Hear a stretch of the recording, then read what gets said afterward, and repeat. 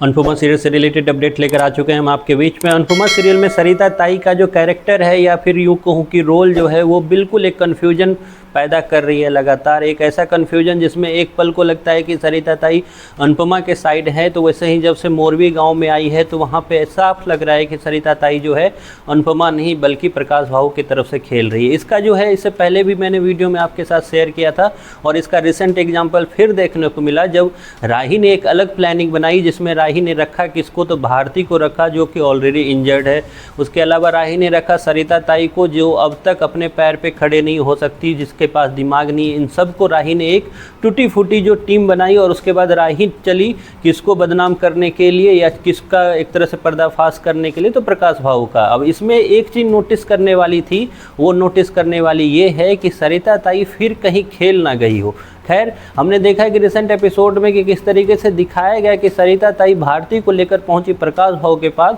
और ऐसा बाद में सरिता ताई का कहना था राही को कि उसने काफ़ी एक्टिंग की और उसके बाद प्रकाश भाऊ को उसने जाल में फंसा लिया। अब यहाँ पे सवाल फिर ये उठता है कि अगर उसने जाल में फंसा लिया तो फिर प्रकाश भाऊ को ये पहले से कैसे पता चल गया कि वहाँ पे उसके साथ रिकॉर्डिंग होने वाली है, क्योंकि प्रकाश भाऊ ने ना सिर्फ भारती के साथ बदतमीजी की, वैसे ही वो राही को भी उसने रंगे हाथ पकड़ा और रंगे हाथ पकड़ने के बाद आपको दिखाई देगा आगे आने वाले एपिसोड में किस तरीके से राही को किडनैप कर लेगा। ऐसे में राही के साथ साथ भारती तो फंसी ही फंसी, लेकिन इस पे सबसे बड़ा सवाल जो है वो सरिता ताई पे आता है कि सरिता ताई क्यों नहीं फंसी, क्योंकि सरिता ताई तो हिस्सा थी इस टीम की। जो भारती के साथ राही है तो वहीं पे सरिता ताई को भी होना चाहिए था, लेकिन सीन में या प्रोमो में कहीं पर भी सरिता ताई को नहीं दिखाया जा रहा है। तो सरिता ताई का आखिरकार रिश्ता क्या है प्रकाश भाऊ के साथ, क्योंकि डे वन से हम जहां देख रहे हैं कि जो अनुपमा ने सरिता ताई को इतना अच्छा एक डांसिंग कंपटीशन जिताया, इतना अच्छा उसके घर को संभालने में मदद की, वो सरिता ताई जो कभी गांव में रहती नहीं है,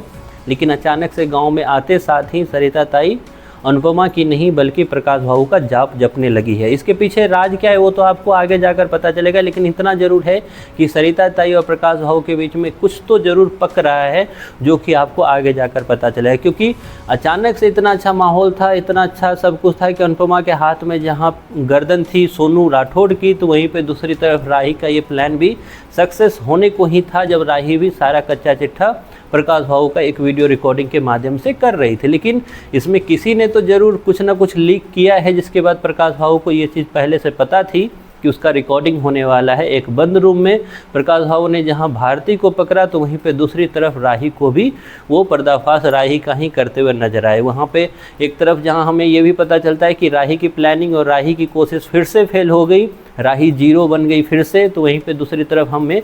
प्रकाश भाऊ और सरिता ताई के इस रिश्ते पे भी शक होता है कि आखिरकार दोनों के बीच में है क्या। खैर, ये सब कुछ आपको आगे आने वाले एपिसोड में क्लियर होगा, लेकिन फिलहाल आपको अनुपमा के ये शो, ये रिसेंट एपिसोड में जो चल रहा है ट्रैक, वो कैसा लग रहा है, इसके बारे में आपकी जो भी राय है कमेंट बॉक्स में ज़रूर बताएं।